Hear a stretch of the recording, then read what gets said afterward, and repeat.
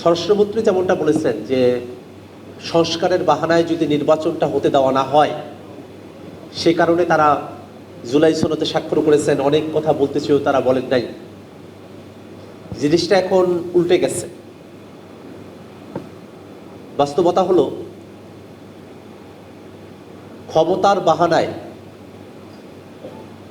BNP সরকার আর সংস্কার করতে চায় না। তারা ক্ষমতাকে নিরঙ্কুশভাবে উপভোগ করতে চায়, কিন্তু নির্বাচনের মধ্য দিয়ে নির্বাচিত প্রতিনিধিত্বের উপরে যে দায়িত্ব অর্পিত হয়, সেটাকে ক্ষমতার দৃষ্টিতে দেখার যে মানসিকতা, সেখান থেকে তারা এখনো বের হয়ে আসতে পারেননি। তারা বারংবার নোট অফ ডিসেন্টের কথা বলছেন, কিন্তু ঐক্যমত্য কমিশনে যখন আমরা আলাপ করেছিলাম, তখন নোট অফ ডিসেন্টের অর্থ এই ছিল যে আমরা মূল সিদ্ধান্তকে মেনে নিলাম, যার একটা ভিন্ন মত আছে তিনি সেই ভিন্ন মতটা উল্লেখ করে রাখলেন, কিন্তু ভিন্ন মতটা, নোট অফ ডিসেন্টটা এখানে মুখ্য বিষয় নয়। এখানে মূল যে সিদ্ধান্ত, যে সিদ্ধান্তে রাজনৈতিক দলগুলো এবং ঐক্যমত্য কমিশন উপনীত হয়েছে, সেটাই এখানে কার্যকর হবে। একটা বিষয় এ কারণে বলে রাখা প্রয়োজন যে গণভোট হয়ে যাওয়ার পরে বিএনপি কোন বিষয়ে রাজি বা কোন বিষয়ে নারাজি নিমরাজি, সেটার মুখ্য বিষয় হতে পারে না। সেই গণভোটের বিষয়গুলোর দিকে একটু তাকিয়ে দেখি। তারা বলছে যে 4টা কোশ্চেনের মধ্যে 3.5টা কোশ্চেনে তাদের আপত্তি নাই, আধাটা কোশ্চেনে তাদের আপত্তি। আমরা আসলে ক্লিয়ার হতে চাই যে গণভোটের কোন আধাটা বিষয়ে আপনাদের আপত্তি ছিল, কারণ গণভোটের প্রশ্নগুলোতে খুবই স্পষ্ট করে বলা ছিল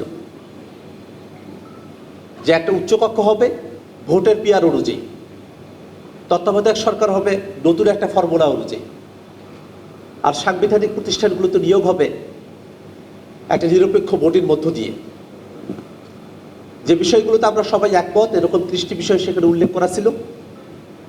আরও কিছু বিষয় ছিল যেগুলো রাজনৈতিক দলগুলো তাদের ইশতেহার অনুযায়ী সেগুলোকে বাস্তবায়ন করতে পারবে। আমরা বিএনপির সাথে এই ডিবেটটাও করতে চাই আবারও, যে উচ্চকক্ষ যদি ভোটের পিয়ার অনুযায়ী হয়, সেটাতেই কি আপনাদের আপত্তি?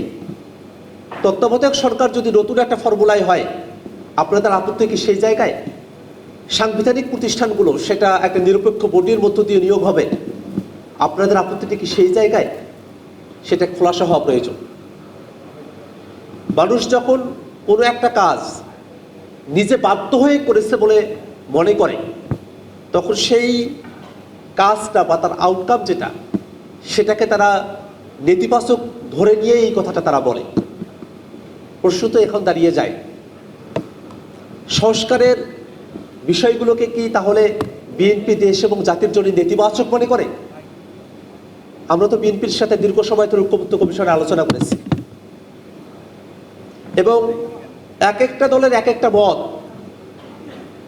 সবাই মিলে যদি আমরা একমত হতে পারতাম, তাহলে তো গণভোটেরও প্রশ্ন আসার কথা ছিল না। আমরা সবাই একমত হয়ে যেতাম, ঐক্যমত্য কমিশনের সিদ্ধান্তটাই কার্যকর হয়ে যেত। আমরা সবাই একমত হতে পারি না, এই জন্যই তো আমরা আমাদের কোশ্চেনগুলোকে জনগণের কাছে নিয়ে গিয়েছি, এবং জনগণ যে সিদ্ধান্ত দেবে সেটা আমরা মেনে নেব, এই কথার ভিত্তিতেই তো গণভোটটা হয়েছে।